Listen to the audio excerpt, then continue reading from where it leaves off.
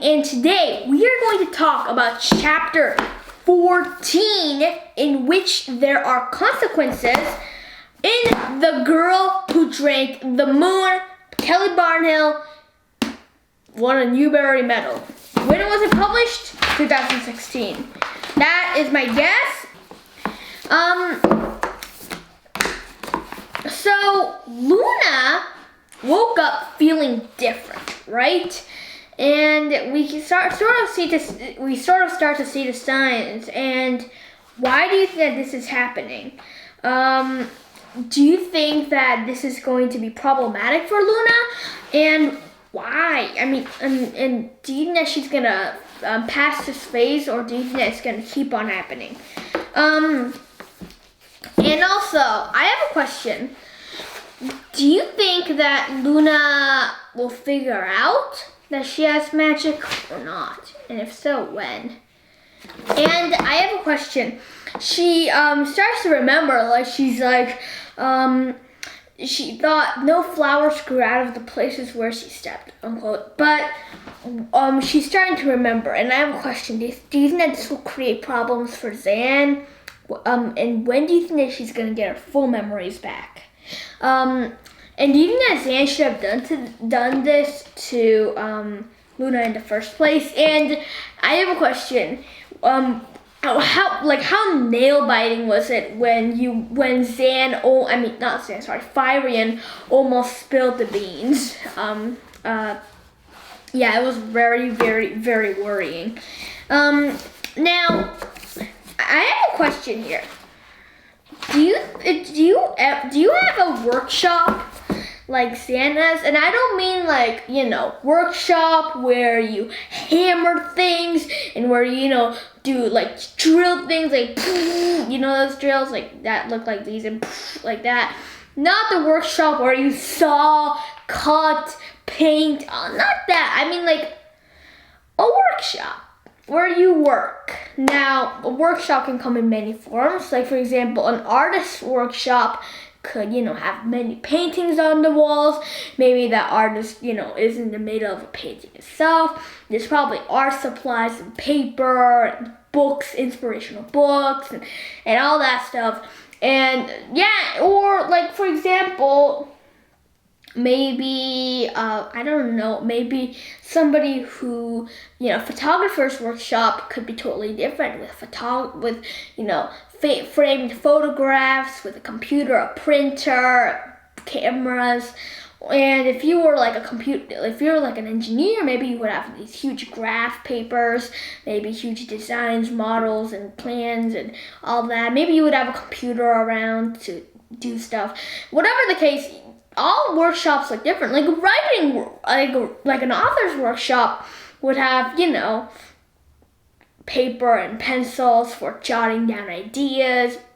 Probably a lot of books because authors read a lot. Mostly, at least, it helps, generate new ideas. And they probably have a computer to, type down their ideas.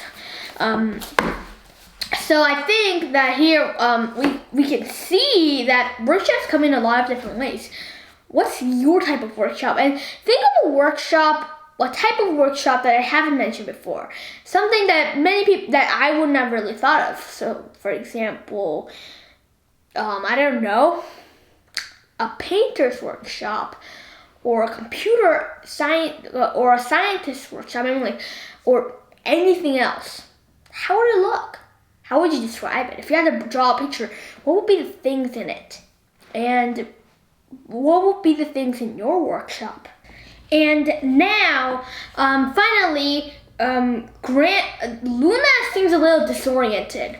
Why? What do you think is causing this? And then finally, Xana's like, well, she thinks, time to break it to Luna. So, you have magic! Da-da-da-da! Da-da-da-da! Oh, okay, so maybe I was, exaggerating a little. But then again, I really want to exaggerate right now. But what happens was that Luna's eyes would blink. It was like her soul. I'll read a sentence. It says, she looked as though her soul had gone dormant. Right? And whenever Xan tried to bring up magic, that was what happened every single time. Do you think that Xan did something wrong? I mean, do you trust Xan's abilities after this? I don't think that Xan did something wrong. I mean, she still managed to do all of this, and she's a really powerful witch. She's really smart and kind, and I think that she wouldn't have made a mistake about this. I mean, she worked really hard. She read a lot. So I think that what happened was that maybe the book didn't really say everything, or maybe something else. Maybe Luna is so special that the spell didn't work well on her, right? You know what I mean? Like, what do you think? Why? And finally, how do you think that Luna is going to learn about her magic if she can't even know if she just goes blank every time somebody mentions magic? And Luna even forgets why she's in the workshop, and it's just getting too confusing, right, for Luna. And how do you think that Xan is going to have to, move now? How do you think that she's going to have to plan now? Do you think that Luna will ever know about her magic or not? Well, that's an interesting question, right? And do you think that Xan is going to soon die? I mean, and then Luna will have nobody to teach her, because no offense to Glurk, but he isn't like a guy who's really, really trained in the magical arts. More of a poetic guy, but not a magical arts guy. So, how do you think that Luna is gonna live the rest of her life? In a small cabin, isolated? Where? In the free cities? And what will be the explanation? Like, I mean, what do you think that she's gonna think about all of this? Well, that's actually those are some actual pretty good questions. Think about those as we keep on going. And now, I have a question. Xan said sorrow is dangerous. Well, at least she snapped. Okay. Anyway, is sorrow dangerous? How? Well, you can get lost in grief and sorrow. Let's say that somebody died. Then if that somebody was really close to you, like a family member or friend, it would really impact you and hurt hard, right? And you might have to have months or weeks or days, months, even maybe years for that trauma to fade away, right? Always trauma. You might get trauma anytime, and it's sometimes hard to get rid of that trauma. And I mean, it happens all the time. Many people get traumatized. For example, I mean, like, and many people can also get things like, PTSD, post-traumatic stress disorder. And because of that, all of those things might be related to sorrow, right? But sorrow is really a dangerous thing. It's really dangerous. But do you think that, so that's one way to think about it. So think about the reasons why sorrow is dangerous. I mean, just think about that, mull it over for the day, okay? Now, do you think that, and Xan's sort of doubting herself, right? And do you think that Luna's magic will never come out, or do you think that soon enough it will? And do you think that Xan should believe that the child, that Luna never had magic, or do you think that's the wrong way? that's wrong because when she suddenly does get magic, Zan will be prepared. She needs to be at least a little prepared, right? For when Luna's gonna suddenly get her magic. And so Luna grew and grew and grew. And now I have a question. So for the moment, Luna, has a lot of other stuff to do. She and I'll read this sentence. In the meantime, there was a whole world for Luna to learn. Science, mathematics, poetry, philosophy, art, unquote. And she has a lot of things. But when do you think that she's going to have to really face the truth? It might be hard. Maybe she'll be like, right? Bad hairstyle. But whatever the case, and when do you think that Luna's magical powers will finally show? And how do you think that the next chapter is gonna go? Which actually is about Antane. Anyway, time for all the questions I asked last. What was your favorite part in this chapter, chapter 14? What was your favorite part in the whole book so far? And who was your favorite character and your least favorite character, right?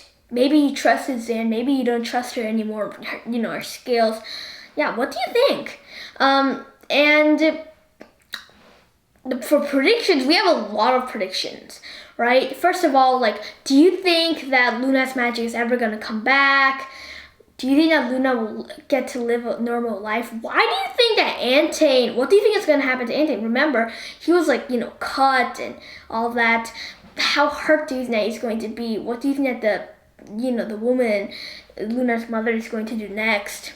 Why do you think that he's connected to Luna in the first place? I mean, there needs to be a reason that there's a section of the book dedicated to him. And finally, do you think that, in the end, at the very, very, very end, what do you think would be the best ending?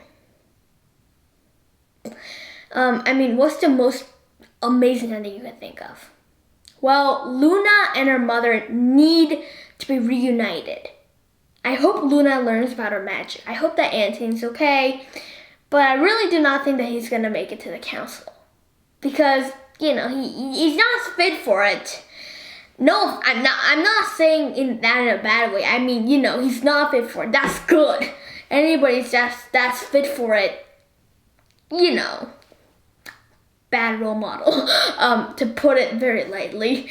And so I think that's gonna happen. Antane's probably gonna maybe help Luna, probably, because there needs to be a reason, or maybe he's gonna do something we won't know, right? So I think that he's still a very important part of the book. So keeping a good eye on Antane while you're reading. Also, I think that the council will be overturned, hopefully, and hopefully too Zan will survive, because Zan was Luna's grandmother, her guardian.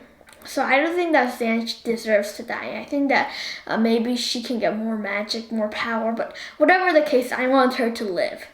Though I know that there probably will be some sacrifices and tragedy along the way, so who knows. Well, we finished except for the last question, which is, how did you like the book so far? Always my favorite question. Hope you enjoyed this awesome book. This awesome chapter in an awesome book. And I'll see you next time for chapter 50. Woo!